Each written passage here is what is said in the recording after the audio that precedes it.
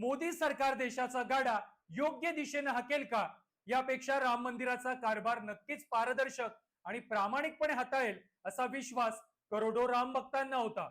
आता याच विश्वासाला राम मंदिरातील लुटीनं उभा तडा गेलाय. मात्र अशाही परिस्थितीमध्ये राम भक्तांना सर्वात जास्त खुपणारी गोष्ट म्हणजे पंतप्रधान मोदींचं सायलेन्स आणि राष्ट्रीय स्वयंसेवक संघाची बचाव नीती. मागील महिन्याभरात राम मंदिराच्या लुटीबाबत पंतप्रधान मोदी आणि सरसंघचालक मोहन भागवतांनी एक चकार शब्दही काढलेला नाही. या उलट राम मंदिरातील लुटी प्रकरणामध्ये 8 छोट्या प्याद्यांना अटक करत चंपत राय आणि अनिल मिश्रासह अनेक मोठ्या माशांना वाचवण्याचा प्रयत्न सुरू आहे. मात्र कारसेवक, साधू संत आणि कोट्यावधी रामभक्तांच्या मनामध्ये याबाबतची चीड आणि खतखत वाढत चालली आहे.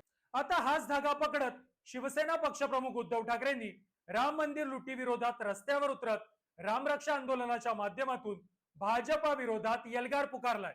अर्थात हिंदी सक्ती विरोधातील ठाकरेंच्या भव्य मेळाव्यानंतर तब्बल वर्षभरांनी उद्धव ठाकरेंनी राम मंदिराच्या मुद्द्यावरून भाजपा विरोधात रणशिंग फुंकलंय.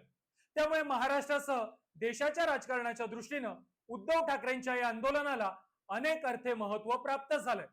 त्यातलेच काही महत्वाचे मुद्दे मांडण्याचा मी प्रयत्न करतोय. यातला पहिला मुद्दा म्हणजे मागील 3.5 दशक राम मंदिराच्या मुद्द्यावर राजकारण करणाऱ्या भाजपच्या मुख्य अजेंड्यावरतीच प्रहार करणं. बाबरी मस्जिद पतन आणि राम मंदिराच्या निर्मितीचं राजकीय श्रेय कायमच भाजपनं घेतलंय. अगदी त्याच आधारे पंतप्रधान मोदी हिंदुत्वाच्या लाटेवर स्वार झाल्याची ठाकरेंची धारणा आहे.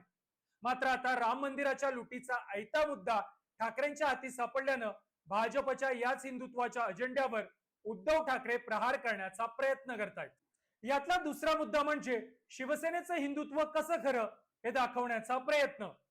काँग्रेस आणि राष्ट्रवादी सोबत जात महाविकास आघाडीचा प्रयोग करणाऱ्या उद्धव ठाकरेंच्या हिंदुत्वावर भाजप आणि शिंदेच्या शिवसेनेकडून सातत्यानं प्रश्नचिन्ह उपस्थित केले जातात.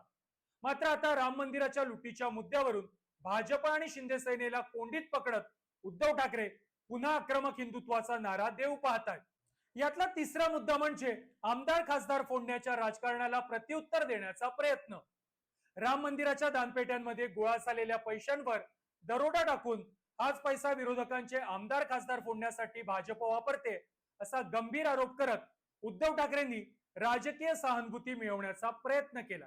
यातला चौथा मुद्दा म्हणजे 6 खासदारांची फूट आणि आता आमदारांच्या फुटीच्या चर्चेमुळे शिवसेना पक्ष संघटनेमध्ये आलेलं नैराश्य दूर करण्याचा आणि कार्यकर्त्यांमध्ये ऊर्जा निर्माण करण्यासाठी नियोजित कार्यक्रम देण्याचा प्रयत्न.